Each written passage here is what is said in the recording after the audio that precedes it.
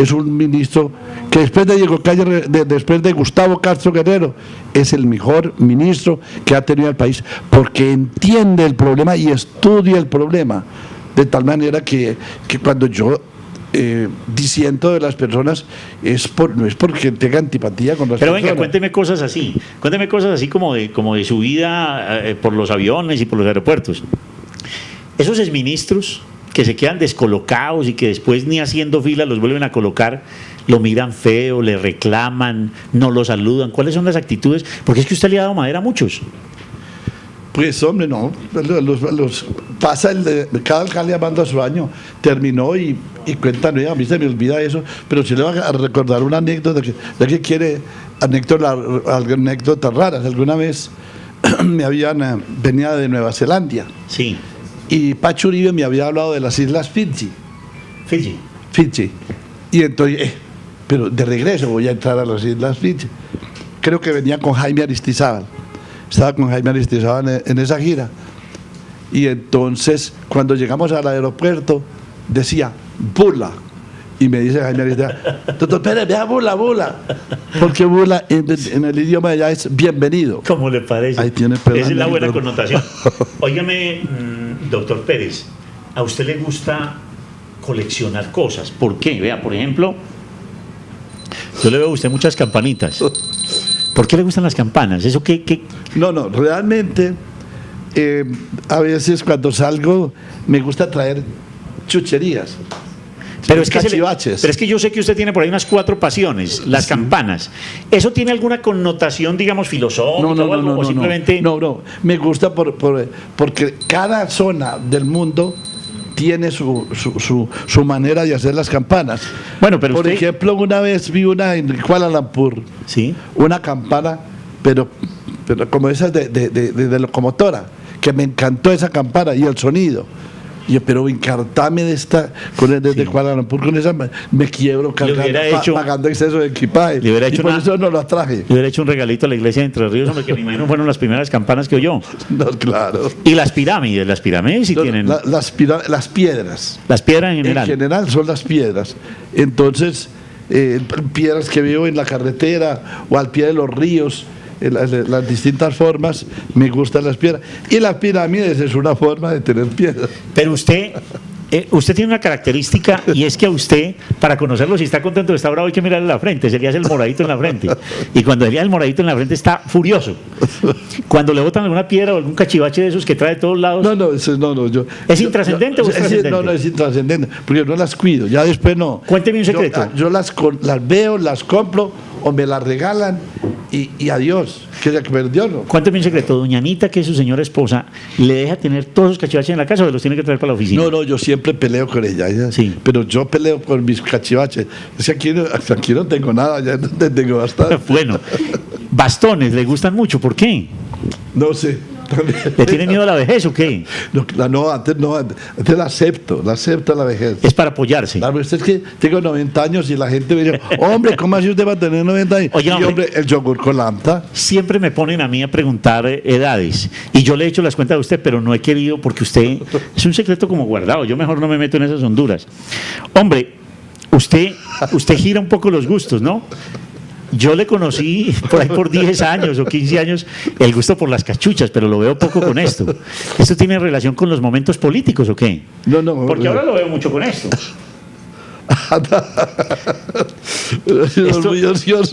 Esto es muy godo. Sí. ¿Y esto es muy Uribe o qué?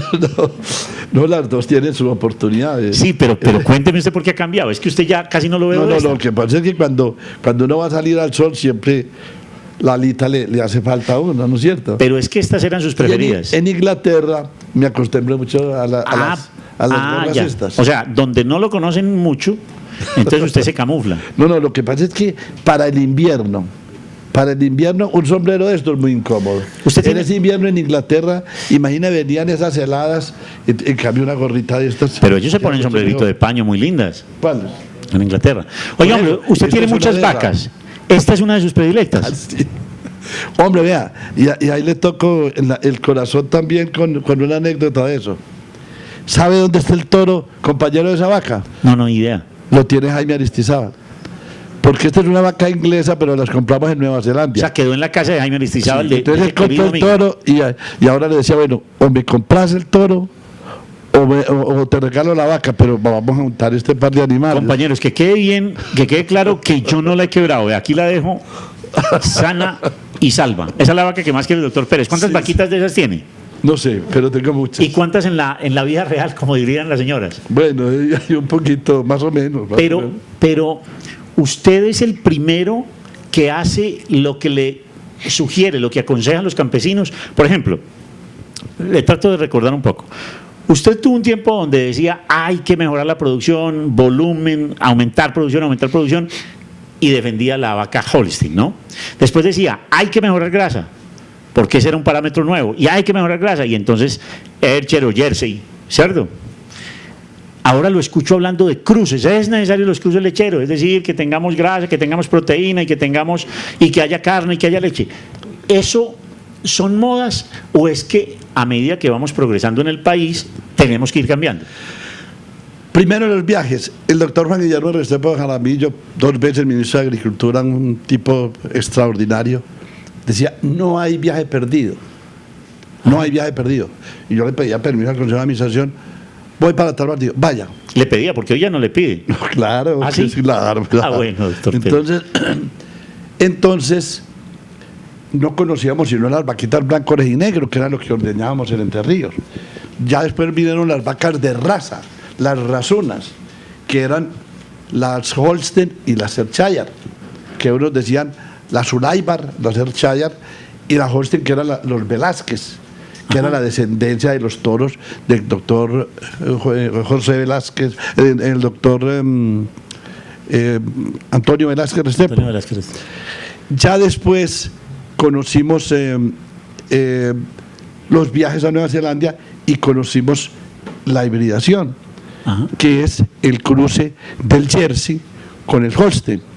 Entonces evolucionamos hacia allá por el picor híbrido, la heterosis. Y entonces, cuando Colanta compraba leche y vendía leche, no había problema. Pero hoy apenas la tercera parte de la leche que compra Colanta se vende como leche. Las otras 2/3 partes son leche en polvo y queso.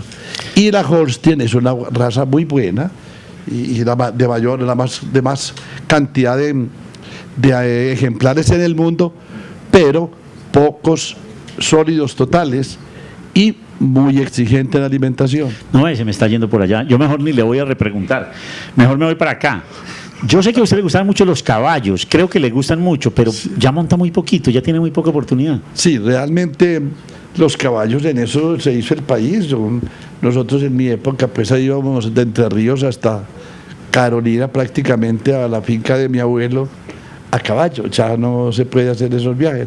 De tal manera que me encantan los caballos. Y fue muy curioso porque decía mi mamá que cómo irían a ser los hijos de ellos, de mi papá y mi mamá, porque mi abuelo Camilo Gutiérrez era enamorado de los caballos y mi papá la misma cosa, quería mucho. Y yo guardo de la descendencia de mi papá, guardo una línea muy buena de esos animales. Pero conserva, tiene caballitos. Pues. Sí, pero lo conservo pues para mí. Yo no soy pues de la afición de comprar una yegua, conseguir un salto bien costoso y pagarle a una persona para que se monte en él. No, yo creo que el caballo debe tener uno para uno montarse en él. No como negocio, sino como un Usted placer. tiene unos amigos políticos muy cercanos que les gusta mucho el hipódromo. ¿A usted también? Bueno, sí, me gusta el hipódromo, realmente allá me formé mucha parte de mi profesor de anatomía y el director de la clínica de Hipotecho, que era el profesor Rafael Mora Guevara. Pero ya cuando se trata del juego y de ir a apostar la carrera, no. Me gusta verla y voy a los hipódromos en Inglaterra y en Argentina y me encanta ver la carrera, pero no es que me ¿Usted guste. ha sido más caballo o más jinete en la política? Bueno, yo la política la he visto más como un medio para poder defender lo que yo creo que hay que defender, que es el sector cooperativo, que es el sector campesino. Bueno, tampoco hablemos de política. Doctor, ya usted me mencionó unos personajes muy importantes en su vida, pero hábleme como de los amigos con los que a usted le gusta conversar y que aún estén vivos. 2 o 3 personas, amigos suyos del alma. Bueno, pues los colaboradores míos con todos, me entiendo muy bien. Pacho Uribe, por ejemplo, es un hombre... Es un amigo suyo. Aristizábal, un tipo inmejorable. En cuanto a la política pecuaria nacional, Jaime Tobón Villegas, por ejemplo, es un baluarte y es un privilegio que una persona de su edad esté... Pero usted, por ejemplo, piensa como piensa un hombre, me quiero tomar un vinito, pues, en un domingo por la tarde, que de pronto, por casualidad, usted no tenga nada que hacer. ¿A quién se le ocurre invitar? A llamar a decirle, veo, me tomemos un traguito. Trato de ver quién está desocupado. Ah, busca desocupado. Claro, entonces, por ejemplo, este fin de semana... Pero don José Arango, por ejemplo, es amigo suyo. ¿Quién? Don José Arango es el... Don José, sí, don José Roldán. José Roldán, perdón, José sí. Roldán. Ese es otro mundo con quienes descanso mucho. Pero, por ejemplo, este fin de semana me fui a donde Luis Alfredo Ramos, pasamos toda la tarde los dos conversando de todo. Y en la parte... había una terna que era don José Roldán, sí, don Pacho Monsalve y don Alfonso Sierra. Y esa era una tertulia. 3 viejos queridísimos. Todos los viernes tenían su whisky. Entonces allá íbamos a tomar el whiskycito, que era lo que les gustaba, el sello negro. De vez en cuando nos acompañaba el padre Melguizo y departíamos cada uno de unos intereses más o menos distintos o más o menos afines. Bueno, doctor Pérez, el disco, la canción que más le gustó a usted por muchos años fue ¿Para qué los libros? ¿Para qué los libros? ¿Para qué, Dios mío? Bueno, realmente sí, es una canción, no, me gusta porque me parece que es muy filosófica, describe mucho lo que es la vida y muy auténtica. De todos esos lugares... Me gusta Abierta a golpes de la mano mía. Ah, eso se llama Tierra Laurentía. Tierra Laurentía también. Es que usted fue belizarista también, usted ha cambiado bastantico. Doctor Pérez, de todas esas músicas que ha habido en el mundo, ¿cuál le ha gustado distinta a la nuestra? Bueno, cuando estuve en Inglaterra, lógicamente el furor era de los Beatles. Y entonces con los compañeros que uno estaba estudiando pastos y otro parasitología, en fin, fuimos a Leeds, a la zona de Escocia, donde se industrializaban las ovejas, es decir, a las fábricas de lanolina, que es la lana que queda de sí, las ovejas, y pasábamos por Liverpool. Entonces, como el British Council, que era el que nos había dado la beca, nos daba los tiquetes, tuvimos que inventar la forma de amanecer una noche en Liverpool para ir al bar donde empezaron a tocar los Beatles. Ah, esa es una muy buena anécdota. De tal manera que es interesante. Cuando usted va a esos países, porque me imagino que todo el tiempo no está demasiado ocupado, ¿cuál es como una afición secretica que usted tenga? Como por ejemplo, ¿En dónde? A cualquier país del mundo. Por ejemplo, si usted saca el ratico, ¿a qué se lo saca? ¿A los museos, o a las iglesias, o a caminadas por los centros de la ciudad, o a tours turísticos, a tours... No tengo preferencia. ¿Qué hay aquí para mirar y preguntar en el hotel? Me encanta caminar. Yo creo que yo disfruto caminando porque aquí le queda uno muy difícil. Entonces... y no digamos por qué. Y no digamos por qué. pero te cuento que en otro de las anécdotas pues interesantes era los bares en Inglaterra. Que deben ser deliciosos. Que en esa época pues fue una de las formas de aprender inglés, porque a mi profesora de inglés, Mrs. Min, que era una dama por allá de 65 años, nos daba la clase de inglés y íbamos a los bares y todo el mundo cantando. Una persona se sentaba en el piano y todo el mundo cantaba, y entonces le dije, ¿usted por qué no nos enseña canciones?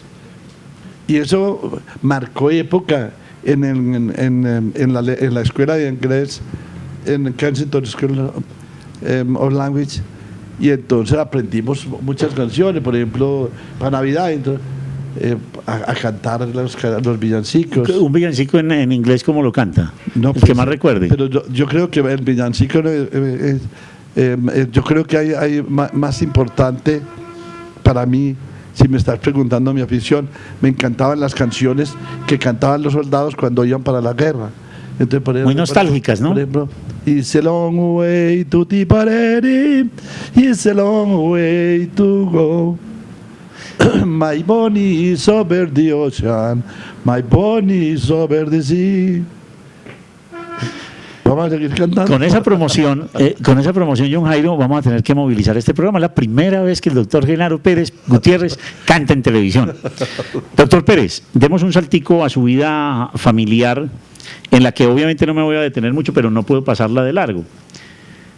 Doña Anita, la conocí yo, a su señora muy joven, por cierto, en los tiempos... Usted ve que yo estoy muy viejo. No, muy joven en esa época. Ahora los dos siguen siendo muy jóvenes.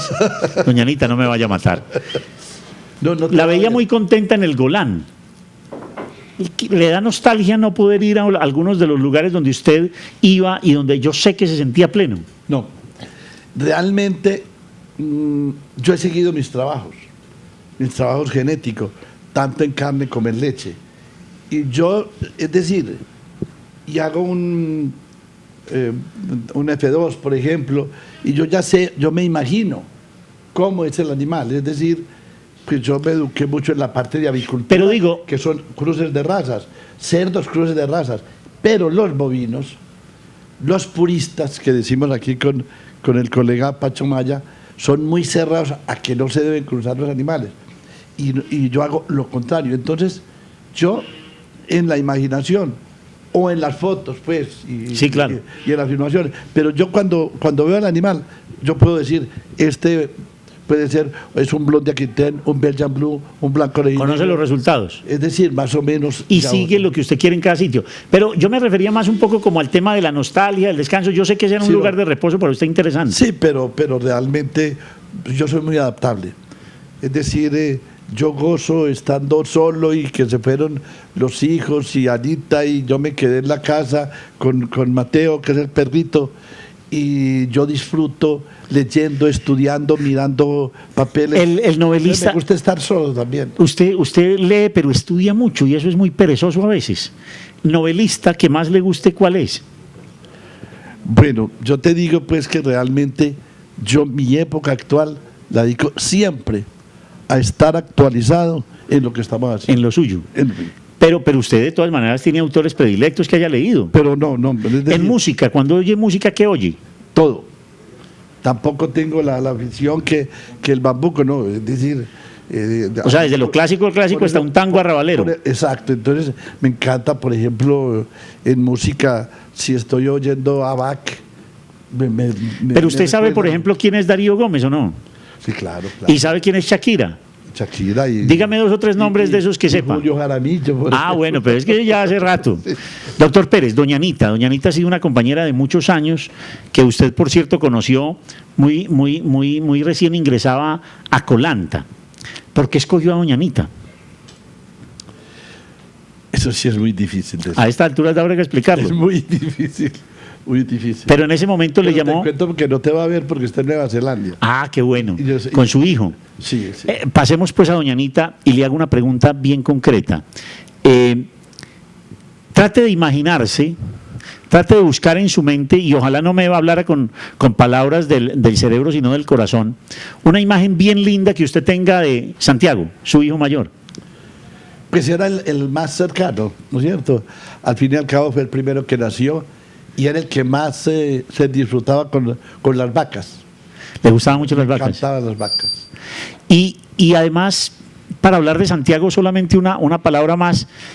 Usted fue como todo para él en todo sentido, es decir, en su época de rebelde, lo veía usted como quien no lo dejaba hacer cosas porque usted lo quería formar recto, pero también era como su confidente, pero también lo molestaba más que lo molestaban los otros. Bueno, es que los 3 temperamentos son muy distintos. Muy distintos. Santiago era hiperactivo. En cambio... pasemos al segundo, Federico, que está hoy en China. Es más flemático. Federico no le importaba nada, era un hombre tranquilo, callado. Y Andrés es muy parecido al segundo. Pero Federico quiere seguir muy sus pasos. Es como de los 3 el que quisiera, de alguna manera, heredar un poquito lo que usted ha hecho. Pues sí y no. Yo creo que Santiago era el que más le gustaban las fincas y los animales. Y Federico tiene una actitud, y por eso lo nombraron, en la parte de marketing, de mercadeo.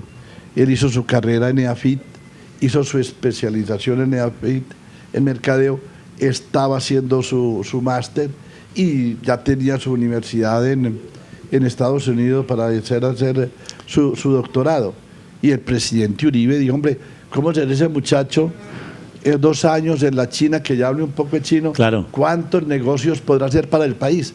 Que yo creo que es importante hacerle ese reconocimiento al presidente Uribe, porque él sí, claro, me hizo una atención y se lo agradezco mucho, pero él veía más lo que podía ser útil realmente. Exacto, lo que Federico puede hacer por el país, y realmente tiene la fibra de mercadeo y nos ha ayudado mucho aquí. Y Andrés sí se le voló porque le gustan los aviones. Pero Andrés sí vive en el aire. Allá está la mamá bregando a traerlo porque ya lleva 4 años y medio en Nueva Zelanda y ya está para terminar su último rating. Terminemos el programa, doctor Pérez, preguntándole qué ha aprendido usted, una cosita que haya aprendido de cada uno de sus 3 hijos, que usted haya aprendido de ellos. Bueno, realmente yo creo que yo he sido supremamente familiar. Sí. En la familia, de tal manera que así fuimos los hermanos, muy hermanados prácticamente, y de los hijos cada uno tiene su modo de ser. Yo, pues, es decir, uno se adapta a ellos, más que uno aprender. Sí, particularizar aprendizajes. Es muy difícil, pues, entrar a describir. Pero en sus mundos y en sus temperamentos y en sus personalidades, usted ha logrado acomodarse a los 3. Sí, es decir, soy demasiado cercano a ellos. Doctor Pérez, 2 preguntas que tienen que ver sí con Colanta, o 3. Una, ¿cómo hace usted y cómo hace Colanta para medir dónde deben estar y dónde no deben estar en toda esta evolución de una cooperativa pequeñita que nace por allá en Don Matías en el 64, si no estoy mal, que en el 74 usted la toma siendo un almacencito pequeño por allá en Cúcuta, entre Colombia y Ayacucho, que en el 78, 76, 77 vuelve planta y que ahora ya es una marca reconocida internacionalmente? ¿Cómo calculan ustedes los movimientos? Porque, por ejemplo, usted tiene su centro lácteo en San Pedro, pero también llegó a la Sabana después incluso de que internamente no le creyeran demasiado. Esas batallas, ¿cómo las pelea usted y cómo pone la óptica? Simple lógica, simple sentido común. Es decir, cuando nosotros entramos a Bogotá, entramos de último. Es decir, la leche que nos sobraba, que hay que hablar de eso, que empezó a sobrar leche en el país, la vendíamos en Pereira.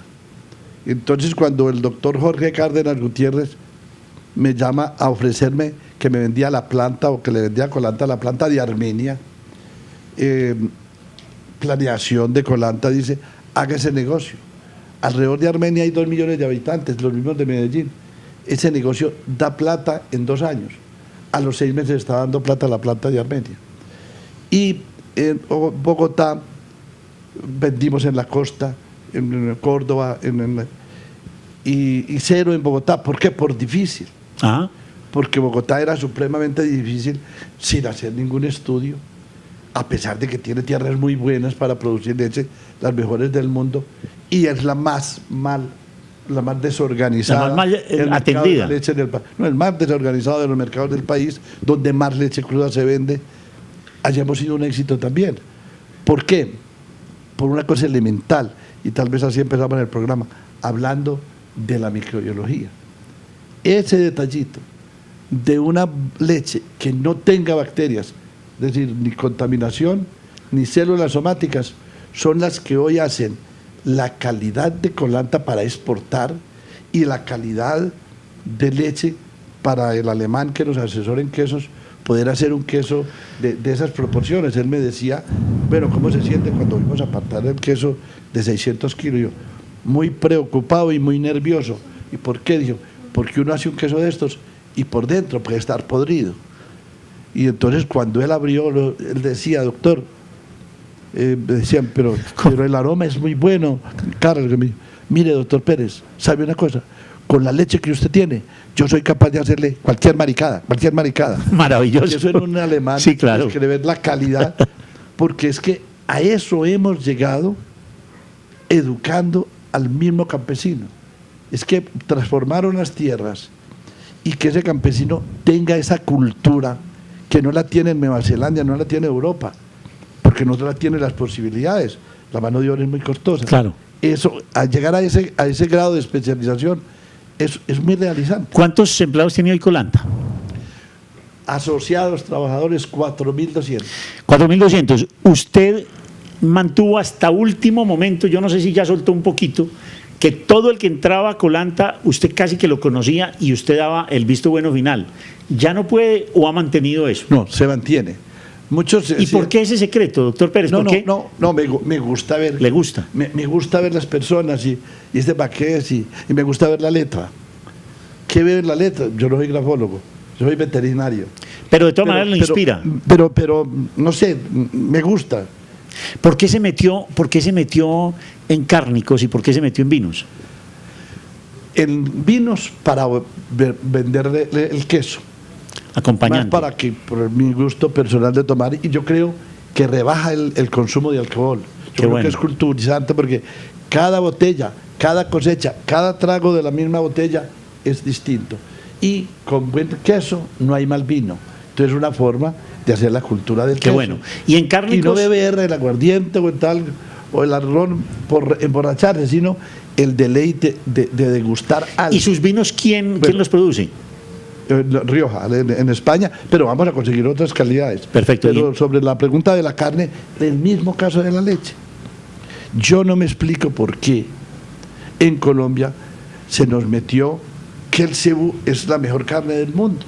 Ajá. Eso no le gusta al 70% de los creadores de ganado en el país, que es cebú.